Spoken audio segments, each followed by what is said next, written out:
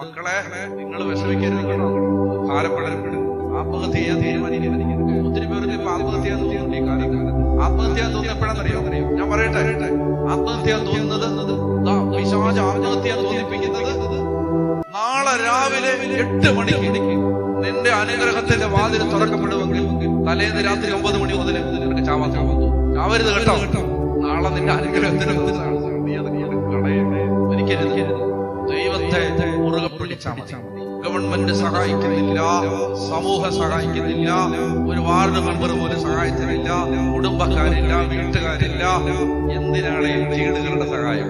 Supreme കോടതി ഇരിക്കുമ്പോ local കോടതി കയറി ഇറങ്ങി നിരങ്ങണോ?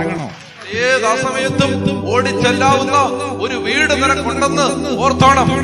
നിനക്ക് ധ്യാനഗുരുവിനെ കാണാൻ അപ്പോയിന്റ്മെന്റ് വേണ്ടി വരും. പക്ഷെ ധ്യാനഗുരുവിന്റെ ദൈവത്തെ കാണാൻ ഒരു അപ്പോയിന്റ്മെന്റും വേണ്ട. വേളി പിടിച്ചോണം.